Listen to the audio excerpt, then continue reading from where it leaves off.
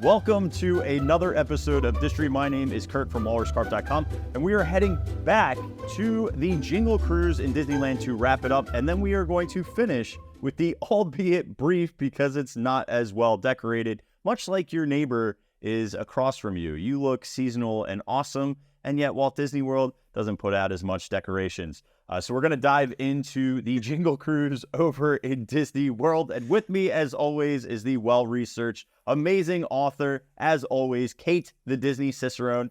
Kate, are we feeling jolly this morning? I'm getting there. I'm trying. But yes, I think this will help because it's we don't usually record these in the morning. We record these in the evening. So it'll be a fun episode seeing what happens here. Fun fact about Kate that you may or may not know is that she's a vampire. And so getting her out in the sunlight is a big deal. Yeah, that's accurate. I pretty much live at night. So anyway, so to recap where we left off last episode, we were in Disneyland's Jingle Cruise and we had made it as far as the hippo pool with a whole bunch of fruitcakes floating in it. There was also hippos there too. Yes. And the Jingle Cruise in Disneyland was only there through, it wasn't there when it changed over to what we have now in 2021 in terms of all the cultural sensitivity updates that we got in 2021. So we still did have headhunter territory, and that's what we're going to head into now. So the very first thing you see in headhunter territory is you do see some skulls with lights on them. You've got the hippo pool there. And then there's a canoe that has skulls with lights on them. There's a joke that they have that says, coming up here on the right is my old crew. They were all on the naughty list. And I also have, let's see, this is what happens when you put your heads together. You come up with a bright idea. So I think it's really fun. I like that one. That one's good. Yeah. Do you want to take us a little further into headhunter territory? Not really. They're looking for heads. I'm not interested. They're just looking to get ahead, Kirk. Come on. Yeah. I like how they have a generator too, because you're in the middle of the jungle. So obviously it's not like you're just going to like plug in, but it's it's like one of those things that you shouldn't see, but you're seeing, which is also, very Jungle Cruise. And there's wires everywhere, like this is very Clark Griswold. Yeah, you know what? I didn't actually even notice the generator that was there, but that makes so much sense because why else would they have Christmas lights everywhere? How in the world would they have Christmas lights? The natives. A couple of my favorite parts of this scene, as we notice that the headhunters are in their circle still dancing, they put ugly sweaters on them, so we can now see gingerbread and those gaudy Christmas trees with bells and little pom-poms all over them. Yeah, so all the natives are wearing Christmas sweaters. They do have one native has a Christmas sweater on his shield, which I think is like my favorite part. Did you see that? Yeah, it's the I think it's he's got the right here. It's the the Christmas tree one. Yeah. They also have the lights on the hut. And then there's a joke that I have that goes with this. It says, "Hey fellas, it's 12 drummers drumming." Well, that's a disappointment right there. Because there's not 12, there's just a couple. And then it looks like they're having a holiday party. But wait a minute, that looks like the sweater I got Skipper Philippe last year. Did he do some regifting? So rude. They're regifting their ugly sweaters. So I don't know if you've looked this up, but I had to do a little bit of research because specifically about that drummer line. Did you know that all the gifts for the 12 days of Christmas are birds? Every single one? Literally all of them. Mm-hmm. Literally all of them. Like 3 French hens. It's nothing but birds. The entire thing. So, yeah, right? So 5 golden rings are literally like birds that have like these white little rings around their necks and kind of gold plumage on their sides. Like, it's just nothing but birds. I had no idea. Like, I thought Lords of Leaping were like some sort of monarchy. No, it's like they don't get around and jump. It's literally birds that are leaping. I mean, obviously, geese are laying, swans are swimming, Well- maids are milking. I should have thought that these were cattle egrets. Yeah, no, I never.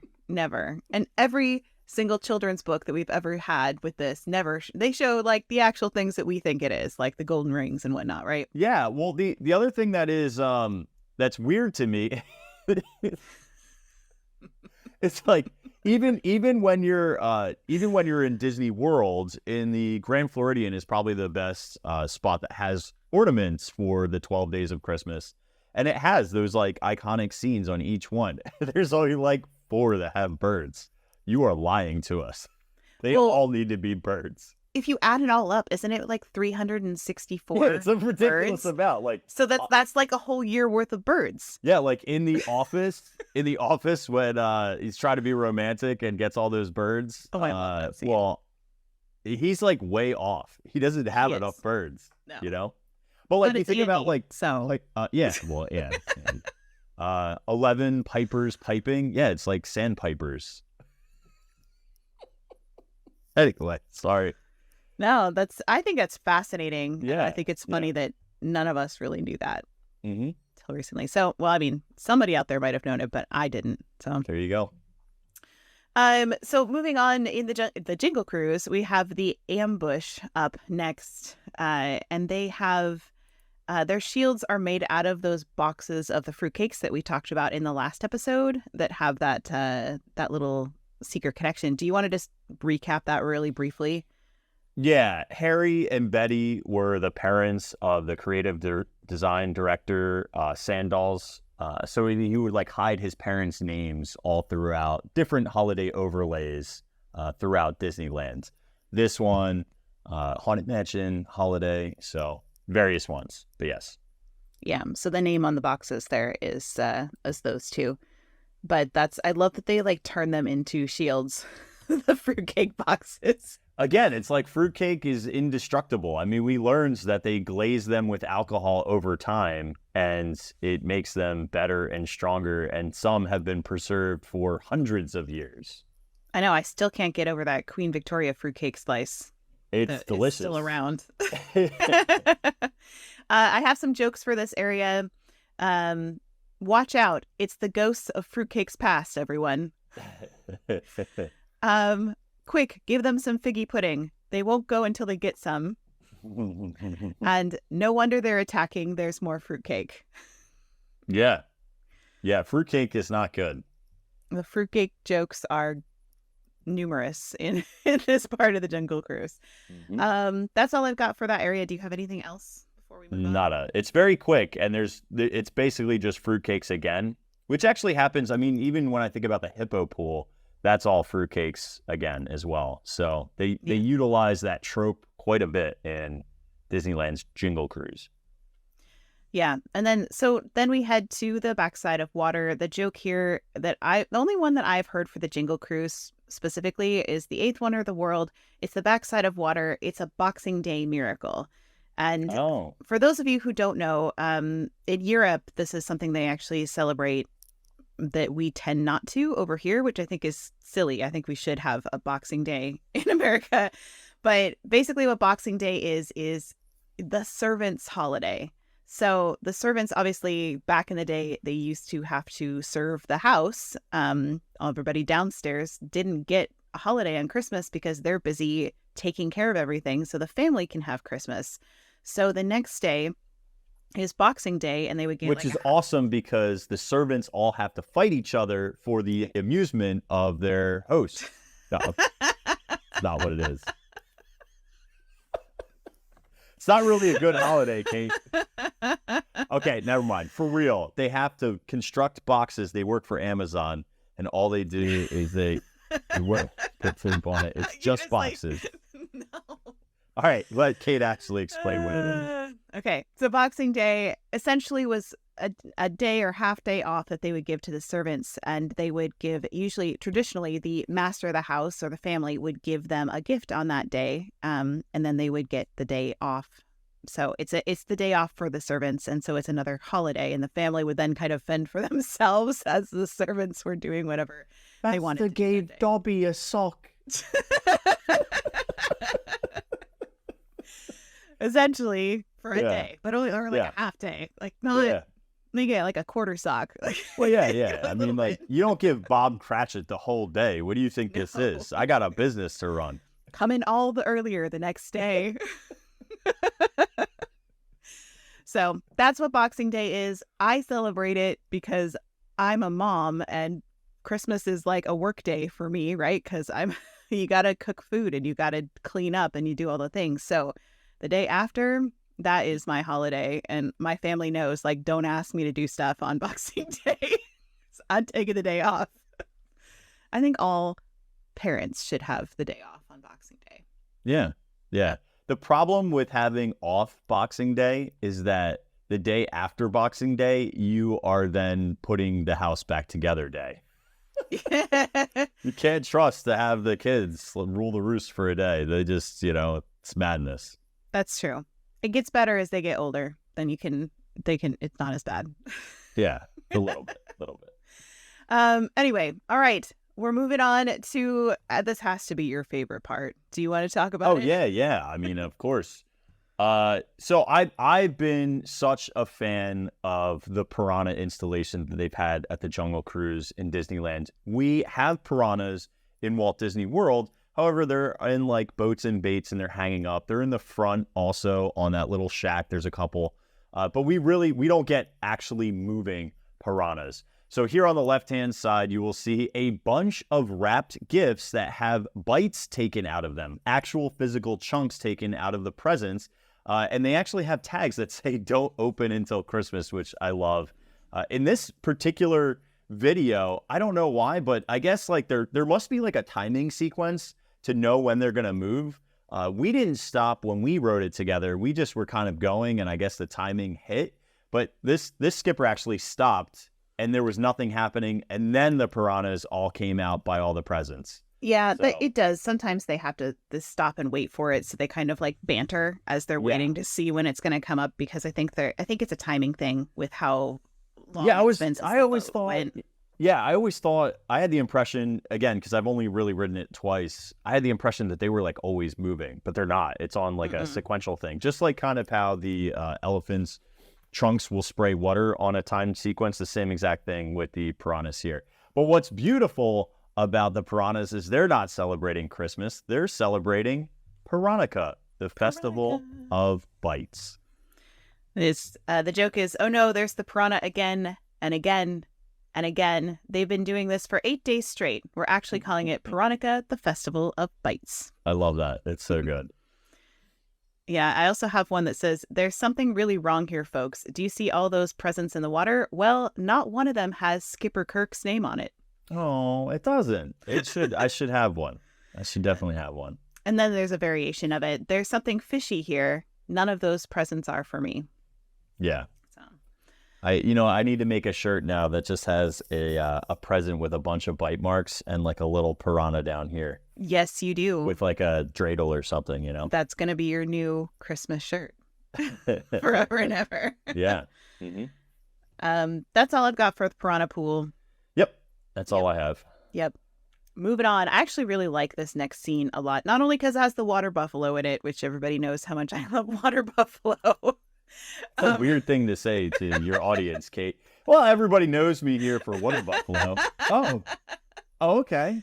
And rocks and crates. Those are like my jam. Obscure Disney history facts, but apparently also water buffalo. And there is a crate in this one. And the crate says ribbon and wrapping supplies. So if you remember from our previous episode, in Disneyland's Jingle Cruise, every scene had a box of supplies that was shipped to the skippers who were very homesick. So the people from home packed up a whole bunch of Christmas supplies and they sent them into the jungle and they airdropped them, but they didn't airdrop them in the right place, or they've kind of just landed all over the jungle, so the animals have gotten into them. So you can see here that there's a crate here in this particular scene that says ribbon and wrapping supplies. And so, which I think is so fun because they have the snake there, of course. They have the boa constrictor. And so he's wrapped up in the ribbon on the Christmas tree, if you will. And the joke they have here is, I bet he can't wait to get you guys under the mistletoe. Or they sing, "Oh, histle tree, and then those. Oh, So on that's and so fun. forth. Yeah. I love that.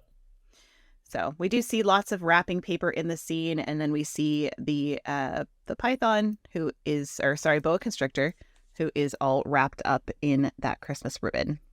Oh, that's great. Yeah, really fun. Oh yeah, and proving how much money did that cost to make this look fantastic? So it's a little bit of ribbon, Right. but it's very effective. Yeah, exactly. So before we get to the gift shop, there used to be, of course, somebody else here, which was Trader Sam. So Trader Sam, back in the day, he had an end-of-year sale sign with bottles of champagne and bubbles. So here's what this looked like. And then they also had Ellie the elephant as well. We have Ellie the elephant is the New Year's baby with a Happy New Year sash. So this is where I went down a little bit of a rabbit hole. The New Year's baby is traditionally a baby boy wearing nothing more than a diaper, a top hat, and a sash. This is the personification of the New Year that started in Greece in 600 BC. And every year the Greeks celebrated Dionysus, I think is how you say that, the god of wine and fertility. And this celebration would include parading a baby through the streets in a basket, which represented the birth of Dionysus. So this was made popular in U.S. culture by Joseph Christian Leyendecker, who was actually the mentor to Norman Rockwell. So he had a baby every year for the New Year on the cover of the Saturday Evening Post. So I started looking through these, and you can see this one is from December 31st. It's December 31st of 1910. And there is a little baby holding the Saturday Evening Post, and there's the Father Time, which has a big, scythe, I think is what you call it. So we're heading into 1911. They're standing on top of that. And you can kind of see them looking at each other. So there's 1910 kind of passing away and 1911 coming in. And I want to say, Kirk, I sent a few of these to you because I went through the history of this. Yeah. And there are some covers that are in the wartime of the Saturday Evening Post that I can't show here. Yeah, it's wild. They're crazy because of there is gas masks involved and symbols of certain parties involved, and it's so do some Googling if you want to go look at those, because they're actually pretty interesting, these Saturday Evening Post covers. But yeah, so Ellie the elephant is symbolizing this New Year's baby, which I feel like used to be more of a thing than it is now. But it was featured in a TV special, Rudolph's Shiny New Year, in 1976. So if you remember, the Rudolph the Red-Nosed Reindeer, and there's the New Year's baby's there. He has these kind of big ears and golden curly hair, and then a big old top hat on, and he's just in a diaper with some, I don't know, socks or shoes on. So he's there too. So that it's still around, but I would say that not as many people know about the Baby New Year thing, probably because the Saturday Evening Post isn't like the thing we read all the time like it used to be. Yeah, I usually read the Saturday Morning Post, so the evening is less important. You got to keep up with the times. The other thing I like, just before we move on from this, so he has the end of the year sale, and the crate that Trader Sam has is champagne. So there's bottles of champagne here to celebrate the new year, and there's also bubbles coming out of it. So they have bubbles that would come towards you, which I think is really fun. And so the joke that goes with this is, don't mind him, he's just getting ahead of his New Year's sale. Sam, I've never seen you so bubbly. Oh, I like that. Yeah. He and Sam has his fancy top hat, but then they also put like kind of like those tuxedo fancy cuffs on him. Do you know what I mean? Oh, yeah. It's almost like if he had a long tuxedo shirt, it's just his like cuffs. Yep. But there's no shirt on. Right. Because it's got French cuffs with cufflinks on there, but yeah, no shirt. Yeah. That's about all I have for that area. Do you have anything else? Nothing. Okay. So we passed by Ellie the elephant with her Happy New Year sash.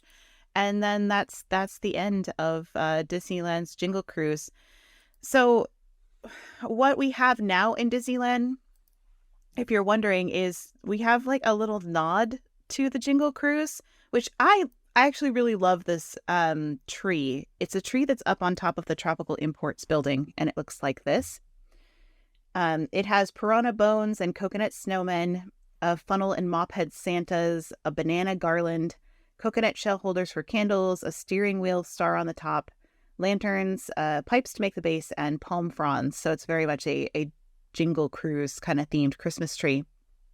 And it says on the sign below it, it says, "Happy Holidays, Christmas tree lost in the jungle, doing the best we can, Jingle Cruise skippers."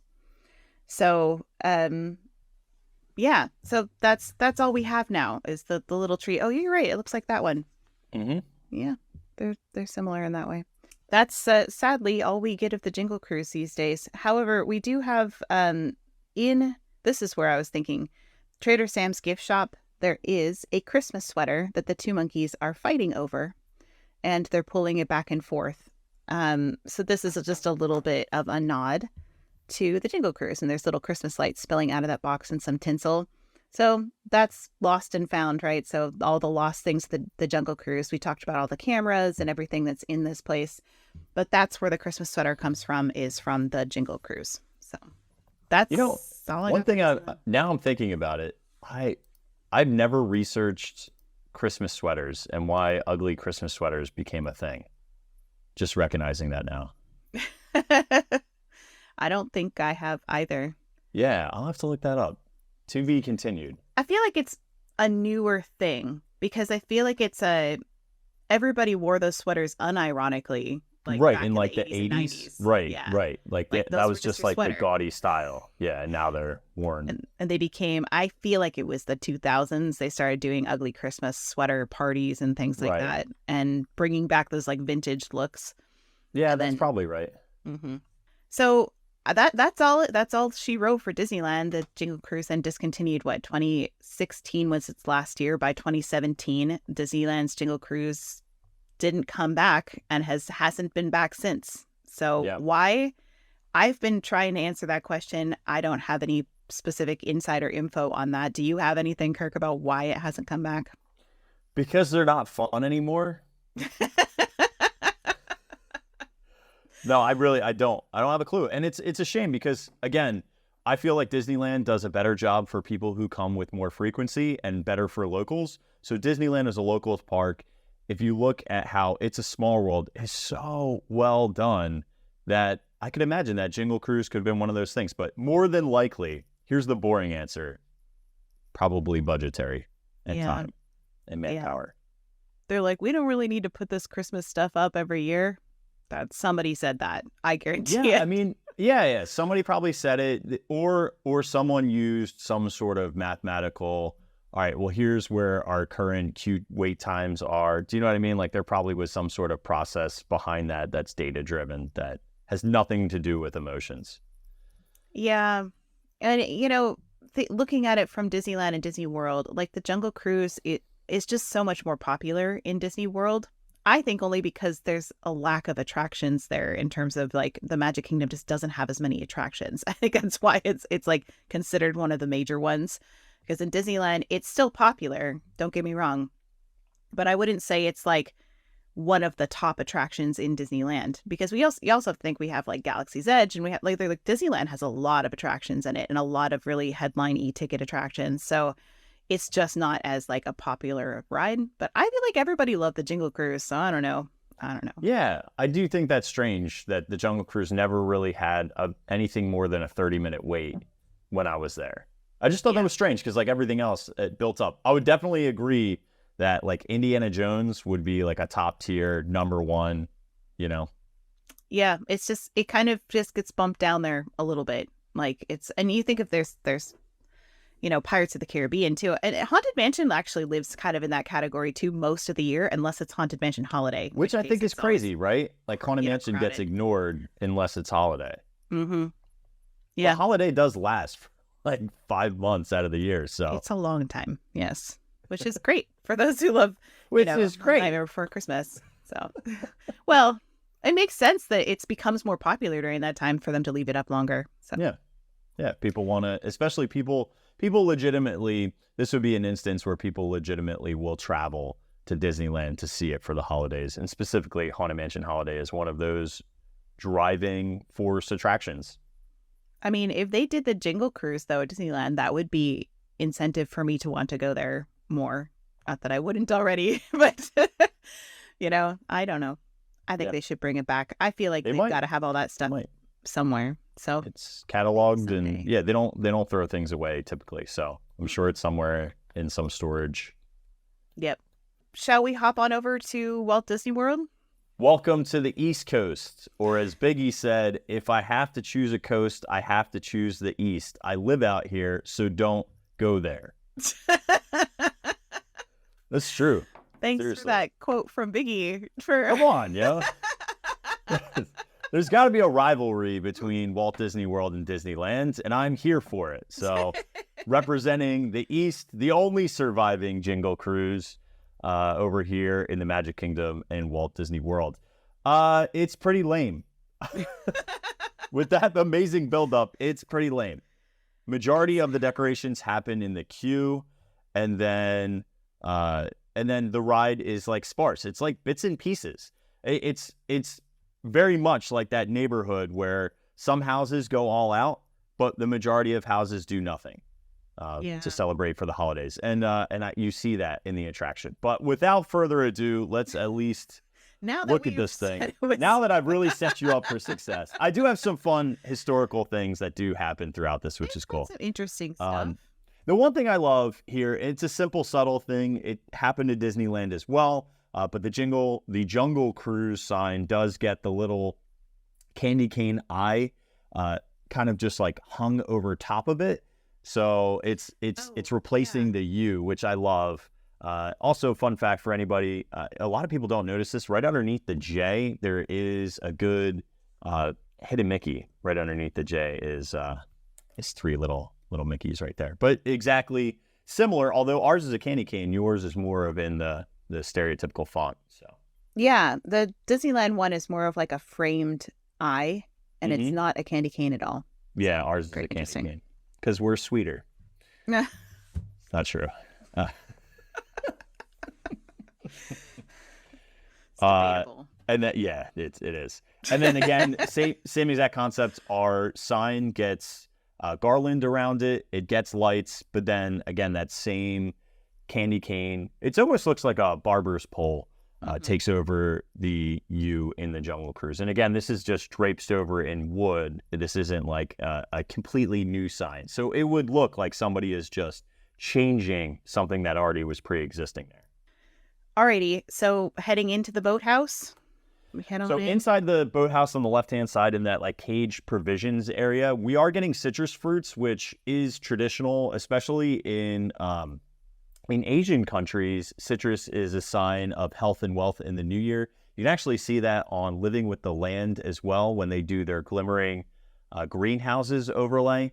They specifically talk about that just after you see that hidden Mickey reindeer shrub on the left-hand side. But we see a sack filled with letters to Santa from crew, and that's all tied up. Is that a Christmas tree or just garland? It's a Christmas tree stuffed in there. You can see it on your picture. It's just to the right. Yeah. It's two Christmas trees. So I'm going to show some photos. I just want to give a shout out to Blog Mickey that has all the photos that I'm showing right now because they took some really great ones too. So yeah. This one's a little dark, but I can show you. This one on my phone is a little bit better. So there's our bamboo tree on the right-hand side as well. I don't know if I want to do it yet, but I do want to talk about poinsettias, but I'm going to hold off. But you do see poinsettias quite a bit as used as a decoration here. Yeah. They also have that wagon wheel that has ribbon on it that has the poinsettias, which you're talking about the poinsettias, but that's a wagon wheel. Yep. And then there are also these bark reindeer wreaths that are like everywhere. Did you notice those? No. They've showed up since the very beginning, and they look different. So I feel like I wonder if they have all of Santa's reindeer and they're just decorated differently, but they look at it like it's almost like, I don't know if that's palm tree bark. You probably know this better than I do what this is made out of, but it's like a little V that makes the reindeer's face, and then they put a little ball for the nose, and they That's paint definitely on the from eyes. palm trees. Yeah. 100%. So it's almost like a life preserver that they stick these, like, this one in particular is a life preserver that they stuck the reindeer things on. But they do have some other ones too. Like, I was just looking at this. That's the same one. There's ones that are also up on the light posts. If you look at those, one of them does have a red nose for Rudolph. So I'm kind of wondering if all of the reindeer are in the queue for the Jungle Cruise, because I've seen so many of them and they all look different. So Interesting. I'll have to take a look next time I'm on it. Mm-hmm. The one thing that I think is really cool, I saw this. So this is from, I don't know why this 2023 doesn't have what I'm about to show you, but inside, oh, you know what it is? It's because I'm from a different angle. There is an aluminum tree inside the office. Here, I got it. Okay. And they also have the spinning lights, which I just saw a TikTok about this the other day, about how that was like an old vintage way to like almost illuminate and have a glimmering tree before everyone did lights. And supposedly, I didn't even notice that. Oh, yeah, yeah. See, so this thing, it kind of looks like a Simon, you know, where it's different colors and it's divided up as a 4 equally divided parts circle. And that actually will rotate, and there's a light behind it, which casts light onto the aluminum tree. Yeah. I thought was cool. Here, I got another picture of it here. Mm-hmm. Isn't that awesome? Yeah. So if we're in Alberta Falls office now, showing some of the other things that are in this office, I made a list because I was like, there's a lot going on in this office. So they have a basket of Christmas crackers that are peppermint striped on the chair. So those of you who don't know what Christmas crackers are, they're like the little things that are round that almost look like little candies, but they're not. And then you pull them and they make a big pop, and then like a little bit of confetti spills out of them, and usually a small gift or a crown is traditional, is to have a crown, and then people would like wear them. This is something that's very, very common in England and Ireland. They for sure do this. I don't know how much of the rest of Europe does this, but Christmas crackers is like for sure a thing. And they do sell them here in the US, but it's not like a tradition. Like, we don't usually go out and get our Christmas crackers. Like, I don't. Do you do that, Kirk? No, that's not traditional. And I remember seeing them depicted and illustrated in books, but never physically out, except for maybe in a Sears Roebuck window display. Do you know what I mean? Yeah. It's more of like a decorative piece rather than a functional way to celebrate the holiday. Well, and Rhonda says it's in Canada too. So I think it's more of a British tradition that's kind of like migrated to more of like the British colony, British territories kind of places, I think is what happened. But I'd have to do a little bit more research to confirm that. Dean is saying, our correspondent from England is saying that also whoever gets the biggest piece wins, which kind of reminds me of, I don't know if you ever did it with wishbones, like whoever gets the larger piece of the wishbone. Oh, 100%. We didn't do it this year. I think we forgot. But other things that are in Alberta Falls office, there's a Santa ornament, a Santa buoy, a little the silver tree on the desk. There's a wooden painted Santa ornament with the tag Avery, which I'm guessing these are all names of skippers because that's what they did for Disneyland. You can see it. It's just over there on the table on the far side is this painted Santa. It's sitting on top of a telegram that reads, to JNC, so Jungle Navigation Company, greetings from Hollywood family. Hollywood finally made it. No star sightings to report. Hope to pitch our idea to studios soon. Can you imagine a whole motion picture about the Jungle Cruise? Skipper Sean. And then the PS says, take good care of Arvin for me. And I'm pretty sure Arvin was who was on the nice list in our last episode. Yeah, right? and remember that was just like random happenstance that it was the next boat happened to have Arvin on it. Yeah, so that's what Kevin Lively called on down and said, like, I need a skipper to, like, one skipper's name to put on the nice list and the rest will be on the naughty list. And he just happened to be rolling in on his boat at that point. So I think that's an interesting connection there. The rest of the things in the office, lots of garland and tinkle. That's not it. Twinkly light. I don't know how you guys celebrate, but Kate has some interesting holiday traditions. Ask her about it in a... meant to say twinkle lights. Oh, okay. Yeah, those are much better lights. Everyone like heard. A tin of cookies. There's also the countdown chain, which we talked about when we did our Small World episode. There's a countdown chain that's around the office. Yeah, there's paper ones. Is also comes from England from the 1850s. Was a British tradition. So all these things are Christmas traditions from England, which makes so much sense because this is a British colony that is the Jungle Cruise, right? So tying it back into that. There's also a letter to Santa on the desk, which I couldn't make out, but there's a letter to Santa on the desk. That's all I've got for the office. Do you have anything else in there? Okay. Do you want to talk about do you have the banner?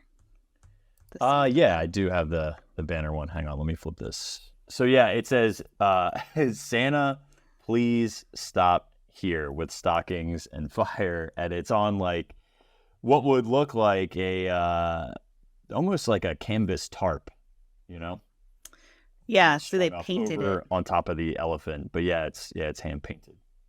It always reminds me of what do you do if you don't have a fireplace? And there's no way they were going to have a fireplace in the middle of the jungle, so they're like, we'll just paint one and paint our stockings.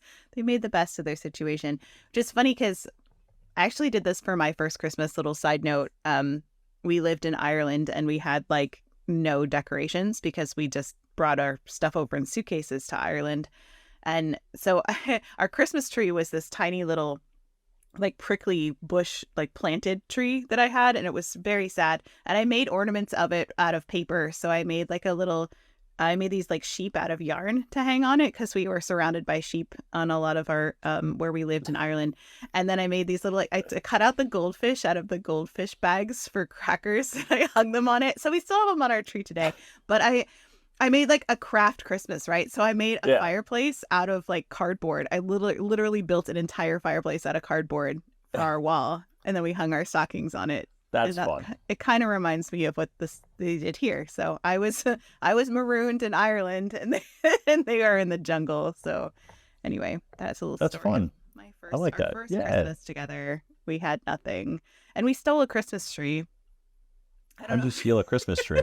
Please tell me how you're a felon and wanted by Interpol. Mm-hmm.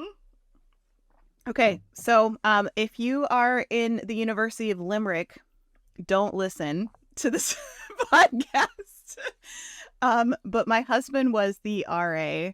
We were like 21. Okay, so we were like not old at this point, but he was the oldest one there because the rest of the like kids were like college students, and he was there for his master's degree in musicology because he plays Irish music. But anyway, so we're in this like brand new apartment complex, and they made him an RA.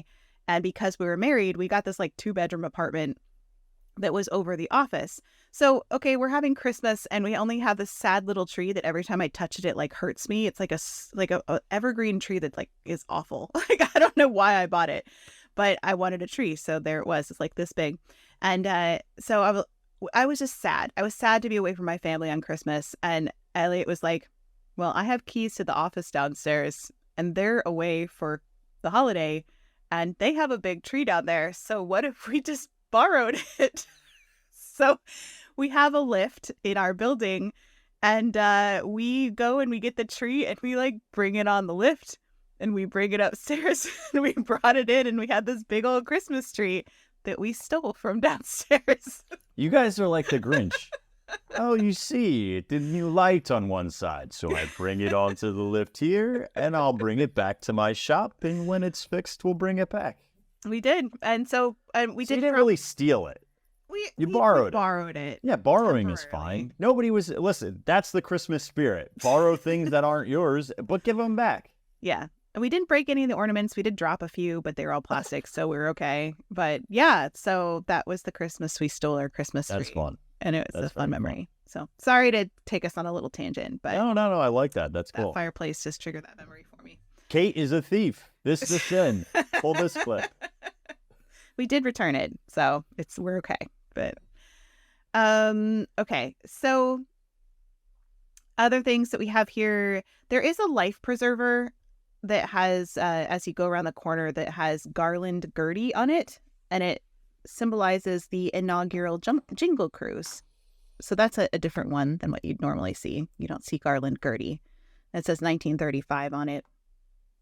And the whole time you're hearing that Nigel Greenwater broadcast radio, which we talked about in our last episode, that Brandon Clayla and Kevin Lively kind of threw together, even though they weren't supposed to, because they didn't have budget for it. But they ended up recording it, and it comes back every year. So if you want to hear, the only time of year you can hear Nigel Greenwater in the Jungle Cruise is during the Jingle Cruise in Walt Disney World. Thank goodness. He comes on back for an encore. There wasn't a whole lot in the extended queue. Did you find much in there? I just saw lights in the rafters. That was it. Yeah, they have some like baskets full of ornaments too that are kind of hanging out there, but nothing that I could see that was like particular to the cruise that are in there or anything. No, which I'm actually a little sad about. I was like, oh, maybe there's some like in-tide Christmas jokes for the cruise.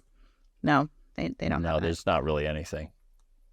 I will mention also, we kind of bypassed it, but the trophy area has just a couple of small things. And I think this one's really fun because this is here year round. There's a photo that says, junior skippers prepare for first Jingle Cruise, 1935. And so it shows these young kids that are, they have, what is it, like the... Streamers. Thank you. I was like, it's not garland. They have streamers that are on top of a pole, and they're kind of like twisting them down to make a Christmas tree. So really fun idea of making the most out of what you've got. And as far as I know, these are all actual historical photos that they found, and then they just like put labels on them to make them into whatever story they wanted to tell. Did you want to mention anything else that's in that area? Yeah, I mean, I was just going to talk about the candy canes. There's two candy canes. There's ones that are made out of cloth that are above like kind of their like classifieds bulletin board. And then on top of the medicine cabinet is one that almost looks like it's made out of PVC, but it's not. But it's just like a curb took plastic candy cane decoration. Mm-hmm. There's also a couple little snowmen too in this area hanging out with the trophies. It's just general Christmas decor. I don't think it's trying to tell any specific story besides some of them do look like they're made out of like burlap and things, so they could have been manufactured in the jungle. I do see there's also a mini sled somewhere. I think it's up on a shelf that says to Blake. And then that's all I have except for heading into the load area. Yeah, I'm now into the load area myself. Okay. I think my favorite part has to be the little tarantula's outfit. Oh, he's so cute. He's like the only time of year I'm not scared by that tarantula because he's got a Santa hat and he has a beard and he's just adorable. He's super cute. And I'd never say that about spiders. But here we are. It's tarantula claws. Oh, I found the Blake one. Okay, so the Blake one with the little sled, that's right in the load area too. There's a little sled. Old school sled where you can still steer them. Those you'd have to wax the blades. We have one of those somewhere. They also have the "Here we go, a wassailing" sign is in that area. Which wassailing's kind of interesting, right? Because there's the history of it is unique. Because definition-wise, it has two definitions. Here we go, house to house, singing Christmas carols. So like, here we go, wassailing, which is what we're using it here. But it also means to drink plentiful amounts of alcohol and enjoy oneself with others in a noisy, lively way. However, the concept or the purpose of wassailing originally was in orchard areas. So they would go from house to house, drinking and singing so that the orchards would produce cider in England. So it was like to ward off bad spirits. So that's how like Christmas caroling started, was essentially a bunch of drunkards in England who wanted to make sure that they would have, if you've ever heard the old quote, "An apple a day keeps the doctor away," what they're actually talking about is a glass of hard cider keeps the doctor away. And so it's a bunch of people who wanted to make sure that the cider crop would be good for the following year, which cider apples are really interesting. They come in like bitter sweets and bitter sharps. It's not just like our dessert baking or eating apples that we typically think of here in the States. They're very different. They're very mealy too. Like the fruit is not necessarily great, but they produce really interesting tannins and notes that you can add to ciders. But yeah, so like here we come with sailing. Whoop, hang on. Did I ruin it? Did I break it? No, you're fine. Okay, I got nervous. All right. Yeah, it was to recite incantations and singing to the trees to promote a good harvest for the upcoming year. But then eventually it became... trees. Yeah, it was like almost a bunch of pagans, you know? Interesting. No, I mean, hold on, I gotta go sing to my trees for a while. I'll be back. Yeah. Do you want to come sing to my trees with me? Well, here I got a little bit of some music from some wassailing group back in 1752. You want to hear it? Yeah. We are not daily beggars that beg from door to door, but we are friendly neighbors from whom you've seen before. All right. So give us that fruit because we want to get drunk. We're trying to get out here. We're trying to get crunked. And you're like, whoa, dude. No. Like, I got another one. Here's to thee, old apple tree that blooms well, bears well. Hats full, caps full, 3 bushel bags full. And all while under one tree. Hooray, hooray. Hooray. Dude, they love apples. What can you say? Yeah. How about them apples? Who doesn't love a good apple? So caroling came from a bunch of people who wanted to drink cider. That's really interesting. Ha ha! This is the one. This is the one.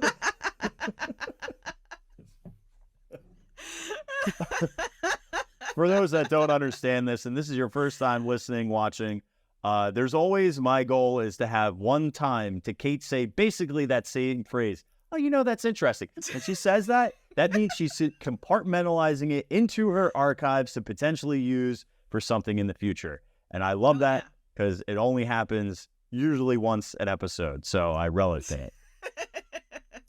Well done, Kirk. Good job. Thank you. I want to mention that our friend Anna on this side saying she got a quick shot of Kinara for Kwanzaa in the office. So there's also a nod to Kwanzaa in the office, which is pretty cool. Yeah. Thanks awesome. for mentioning that. Alrighty. So we have, here we go, a wassailing. And then there's also another sign that they put over the other usual sign, which is the crew mess dinner menu. Oh, yeah, yeah. This one's really fun. So it says Monday, roast turkey. Tuesday, turkey pot pie. Wednesday, turkey sandwich. Thursday, turkey soup. Friday, turkey jerky. So they're going to use every single part of that turkey for Christmas dinner, which we talked about this on a previous episode, like that people eat turkey at Christmas versus Thanksgiving. Right? Yeah. But it makes sense to me in this context because if we're talking England, they didn't have Thanksgiving there, right? So we only have Thanksgiving. It's an American holiday. Well, and I think it's also in Canada too, but it's definitely not something you would normally see in England. So having turkey for Christmas as a Christmas tradition in England makes so much sense in that context because they wouldn't do it at Thanksgiving because that doesn't exist, so to speak. Okay, so do we want to do boat names or do we want to do like the hut across the water? Which way do we boat names? Boat names. Okay. Do you have some of them or do I have all of them? I have the Bertha. You got Bertha, which of course sank, so doesn't exist anymore. I have a picture of the eggnog Annie, so that one's there. So then there's the Congo Connie becomes candy cane Connie. Ganges Gertie becomes garland Gertie, which we saw the life preserver for. The Irrawaddy Irma becomes icicle Irma. Mangala Millie is the mistletoe Millie. Nile Nellie becomes Noel Nellie. Orinoco Ida, I'm probably saying that wrong, and then becomes Orinococo Ida. Ratshuro Ruby becomes reindeer Ruby. if I'm butchering these names, I'm sorry.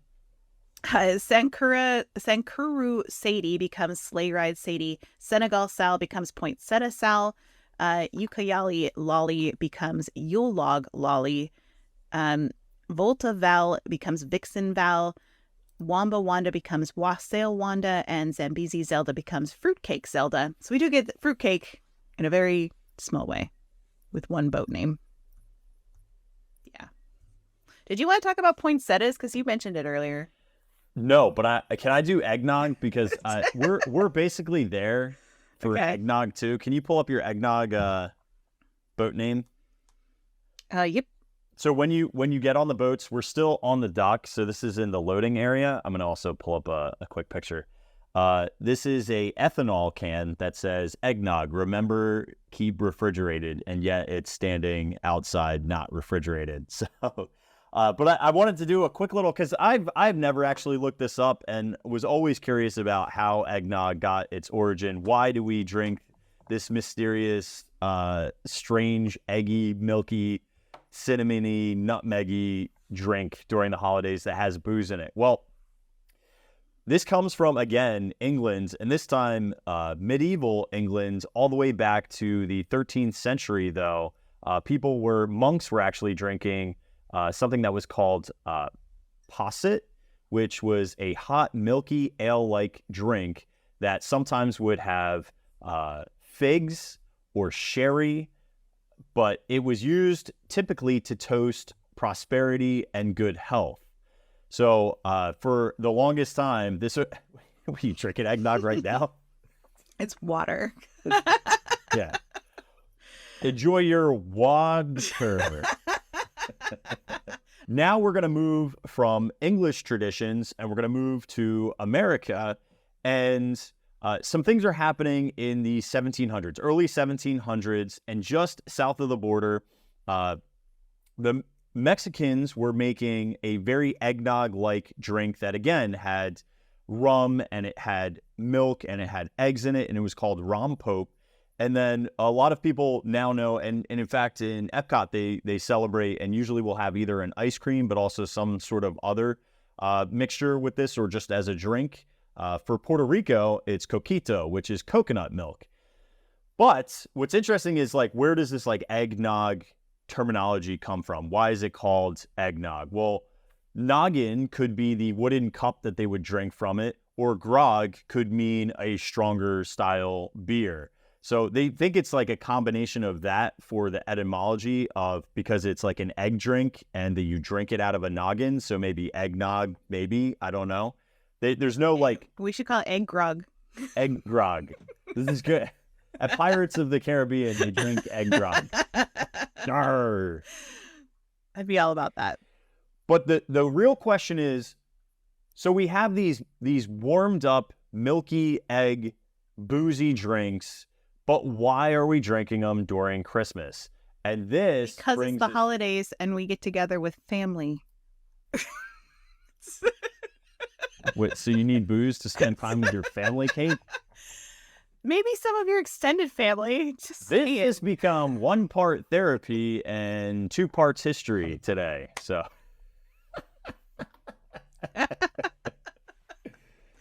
no, I mean, I love my family. Yeah. Okay, so I can't answer that for you, Kate, but good luck. Maybe I'll be on the eggnog. You might be this. So it really. Can I answer this, Kate? Quit.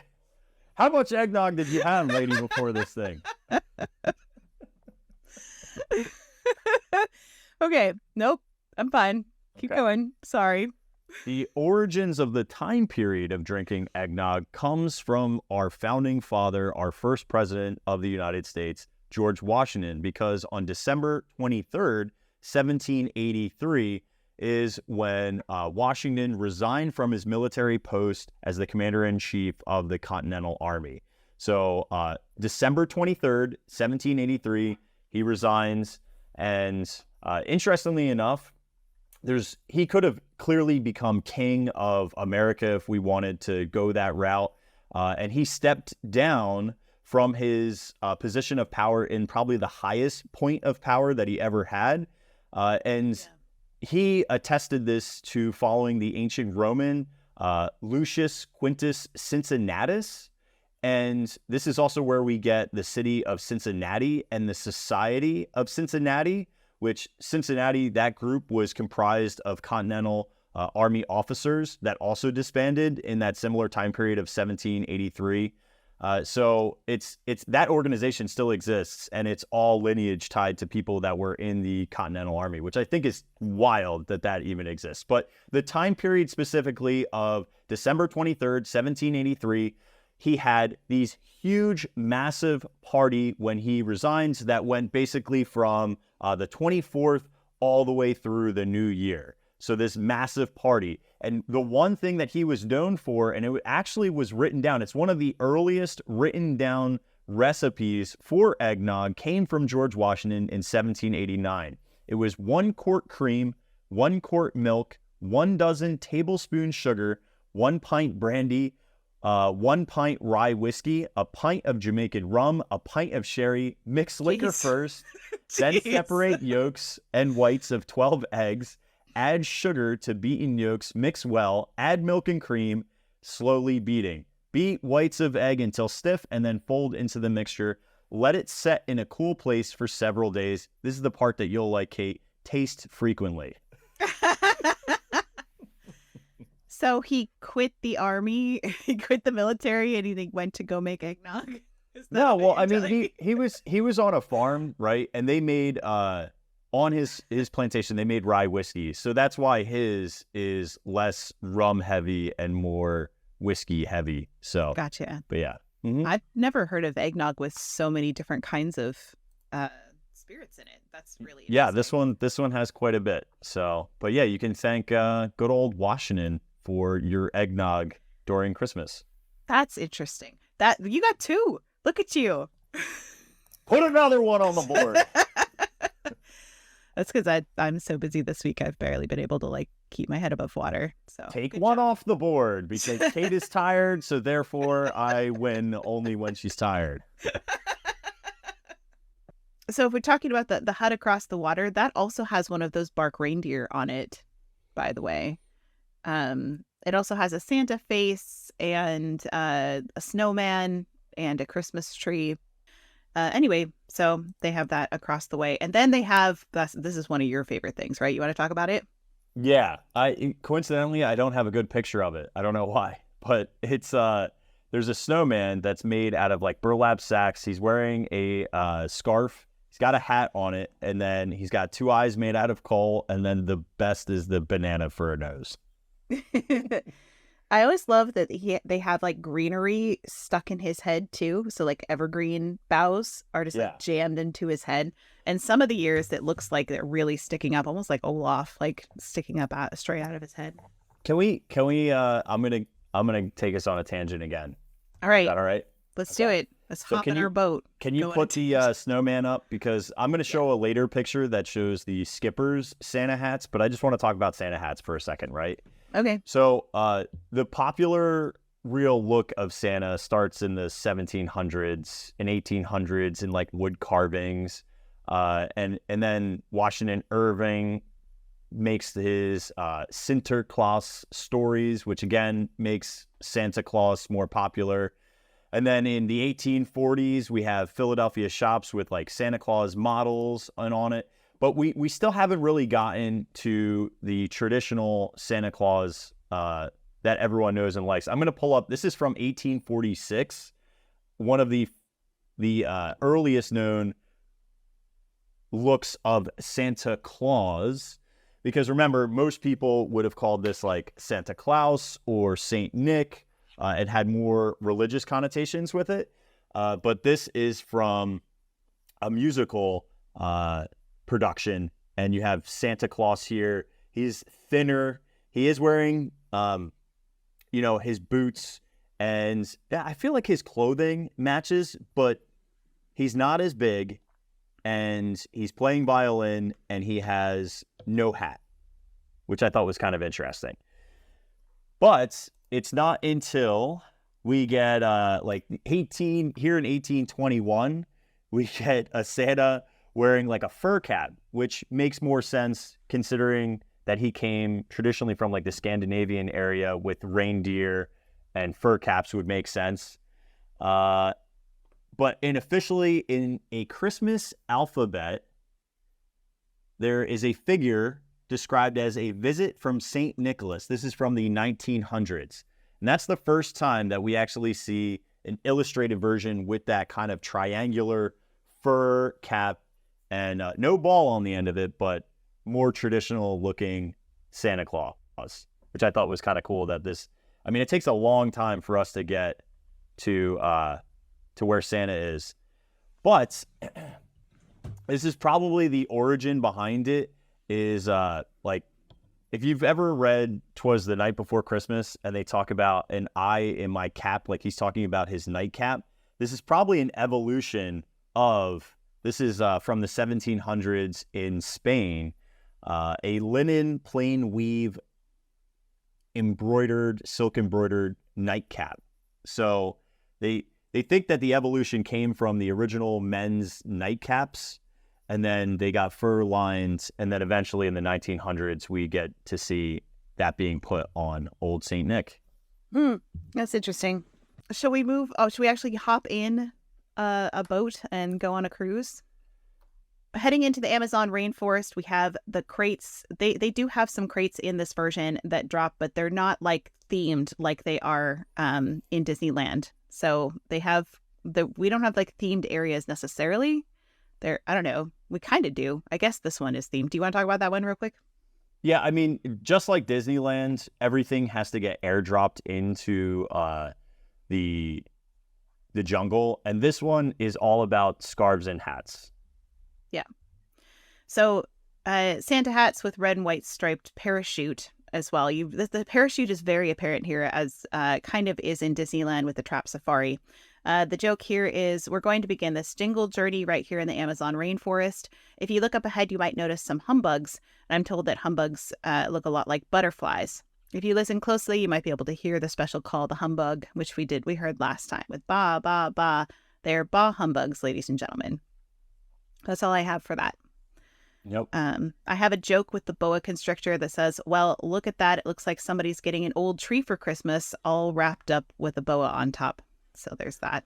Yeah. So the one thing I would say is our version of, and by that I mean the Walt Disney World version, relies heavily on jokes because there's not a lot of visuals to back it up. So that boa joke is just the snake. It's just a joke. It has nothing to do with anything else. There's literally no ribbon or anything on Right. it. It's just no decor.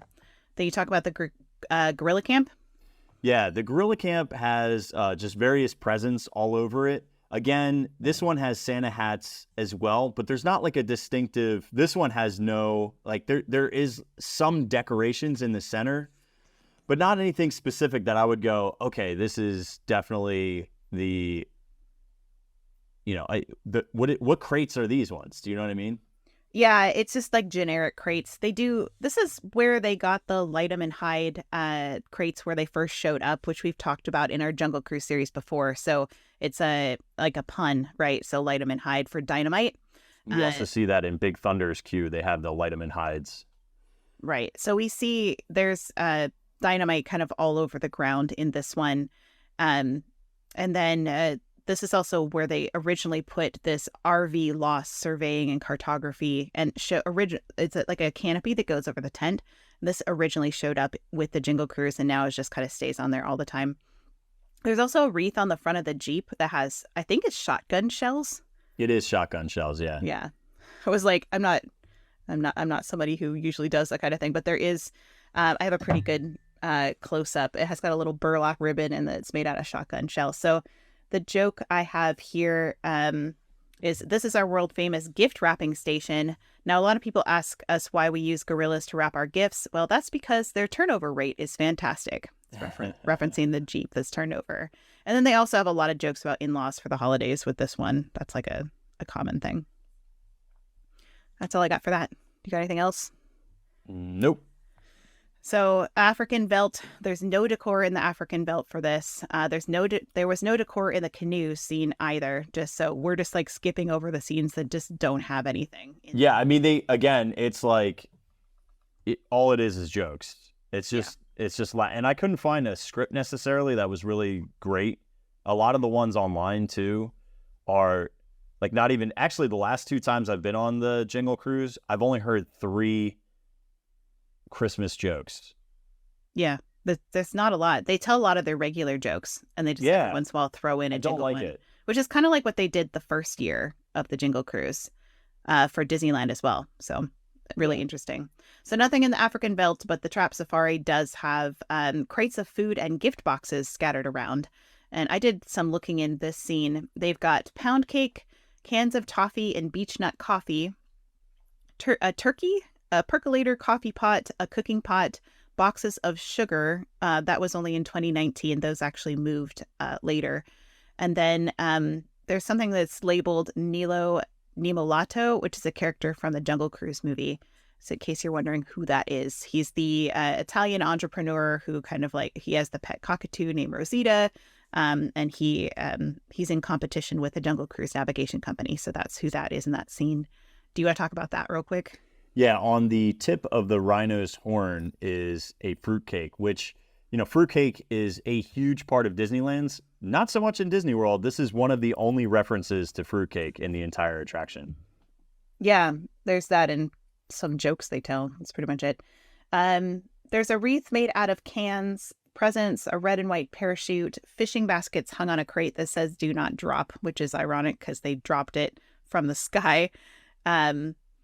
The jokes I have here is, do you see that pole they're climbing there? Do you think that's the North Pole? Shows you what rhino.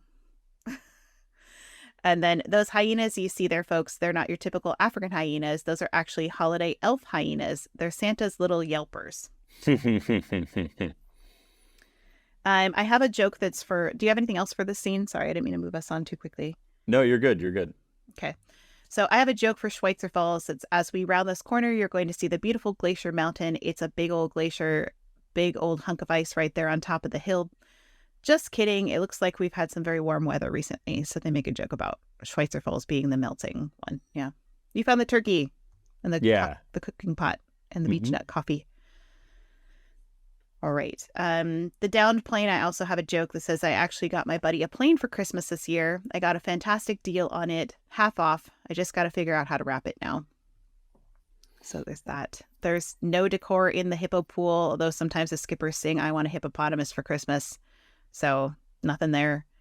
They did have in Headhunter territory, they made the same joke about the drummers drumming that we talked about the last one, which makes more sense here because you can literally see like 3 of them kind of drumming. And then I love that they also said, "These are the ghosts of Christmas past. Everybody get down. Their spears hurt like the Dickens." That was good. That's a good one. Yeah. I skipped over that one. Do you want to talk about that one? What, this? Yeah. So this is the entrance to the Cambodian temple. So we've already moved past the backside of water. There's lots of presents, and there's also a crate. You can also see parachute. This part does say do not open until Christmas. I was trying to see if this had significance on the crate, the S421615P26. I looked everywhere and could not find a thing. Although we do get some more decoration. So there's candy cane, there's bells, there's poinsettia, as well as elf hats. Yeah, I looked everywhere for that too. I couldn't find anything. Typically, those numbers usually have to do with some sort of either an attraction opening date or a birthday of somebody who worked on the attraction or their children. That's usually how those go down, but I don't know for sure. Yeah. I might as well talk about poinsettia right now because there is poinsettia in here. The reason why we associate poinsettias with the holidays comes from an old Mexican legend about a young girl named Pepita who was sad and she didn't have a gift to leave for the baby Jesus at Christmas Eve. So her cousin tried to comfort her and told her that any present would be sufficient. With no money, she grabbed a bouquet of weeds and she left them by the church at the nativity scene. And all of a sudden, the weeds turned into beautiful red flowers. And that day on, they became known as Flores de Nochebuena, or Flowers of the Holy Night.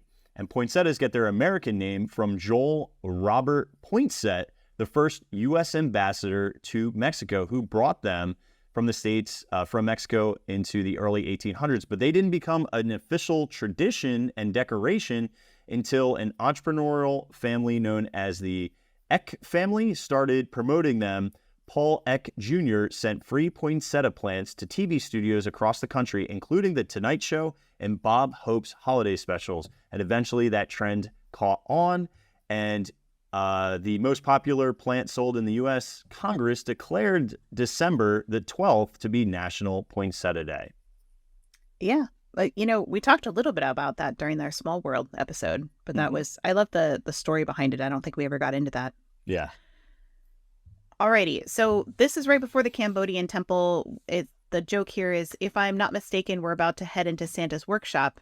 And he says, it looks like I was mistaken, because they go inside the temple. Do you have anything else in this area? Not on the outside, no. Okay. All right.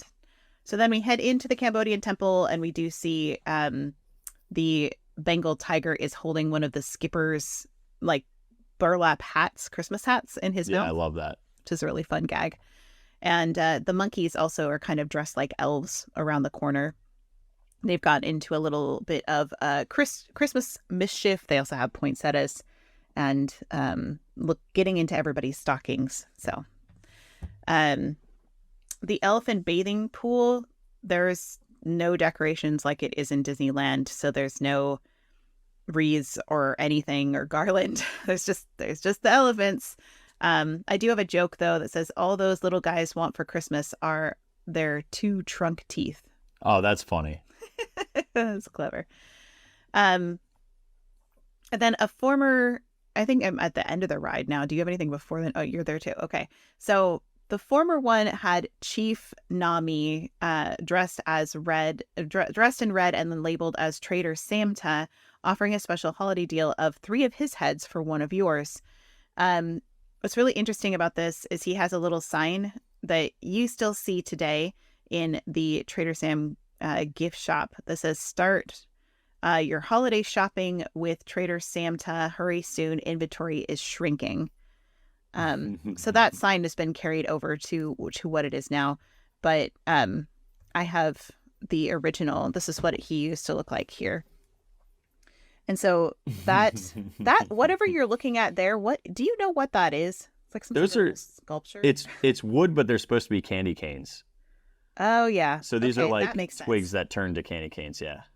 Okay, so that used to be with Trader Samta. So if you look right here, you can see it's right here. You guys have them in Disneyland as well. Yeah. Those?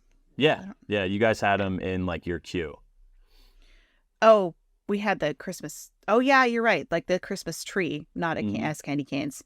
So that sign and those little candy cane sculpture there was those are now in Trader Sam's gift shop, but they were originally with Chief Nami, not Trader Sam, but Chief Nami, who used to be there. They also had these woven plants that are in a crate right in front of him. You see those with a bow. You have those probably in yours too, Kirk, but they look like this. They have little bows on them and they're like little woven plants. So those are also a carryover from the Jingle Cruise. That some of those things they're carryover from the old Jingle Cruise before they shifted that scene in 2021. Other things here is the monkey with a camera has a poinsettia, and yeah, that's pretty much it. Yeah. Do you see anything else? The only thing I have is the very, very end when we exit off the dock. Yeah, let's go there. So there's lots of Christmas decorations. We're also getting a tin of cookies and then lots of snowmen. I'm assuming Letty, as I couldn't find that, is just another skipper name, because there's lots of other skippers that are being named on this blackboard. For Skipper Mary Kate, she wants, these are all their New Year's resolutions on this blackboard. She wants a 75% passenger return rate. Skipper Brian wants to be funny. Skipper Adam wants to water the plants every-ish day. Skipper Ben wants to eat more. Skipper Xander wants to go back to school. Skipper Lisa wants to read more. Overcome fear of passengers is Skipper Casey. Smile more is Skipper Ron. And work on spelling skills, all misspelled, Skipper Mike. Yeah, and I was kind of curious as to maybe they did new skippers every year, but I look back in history and those don't change year to year. So they're the same, everyone. And Skipper Sean, remember, showed up in Alberta's office as well. So as Skipper Sean. And so there are a whole bunch of presents here. There's snowman, a gingerbread doll. There's the Santa head, a snowman stocking. And then there's more just tied rope or like woven. It looks like pineapples. Looks like woven pineapples.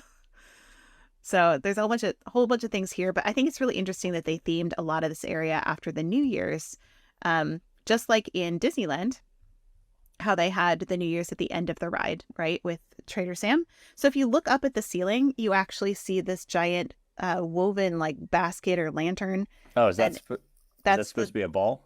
That's the New Year's ball. Oh, that's fun. So the ball can drop. So they have all the New Year's stuff up in the shelves if you look up as you're exiting.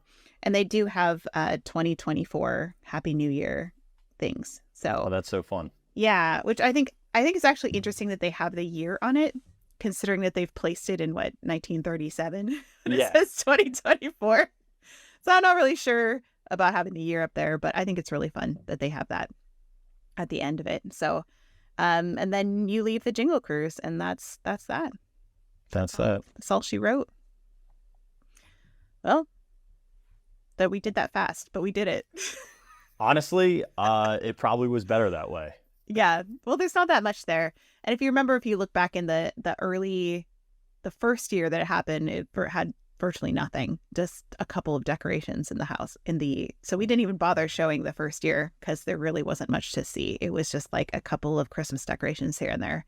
But I don't know. Kirk, what do you think? What do you think about the Jingle Cruise, having now learned its history? I learned a lot more about just the holidays in general and the history, and then how it got embedded thematically in the time period of the Jingle Cruise, which I really thought was wonderful. Yeah. I thought they did a great job. I do wish that Disneyland brought theirs back, though. Yeah, me too. And I have to say, I think I know way more about fruitcake than I ever thought I would ever know. We probably know more about fruitcake than anybody should know. Excellent. Well, shall I wrap it up for us then? Like a good president, wrap it up. I'm saying it every time until we're done our Christmas holiday layover here. Okay. Overlay. Okay. You do that. All right. Well, thank you everybody for joining us for this episode of Distory. We had so much fun going over the history of the Jingle Cruise. And it's been a little bit sad, a little bittersweet because we don't have the one in Disneyland anymore. But I think at least we still have Nigel Greenwater and some hints to the legends of the fruitcake around. Kirk, do you have any final thoughts as we wrap up? According to Kate, your in-laws will be better with George Washington's eggnog recipe. Amen to that. All right. Happy holidays, everybody. Thank you for joining us for this episode, and we'll see you next time for Distory. See you guys. Holly jolly.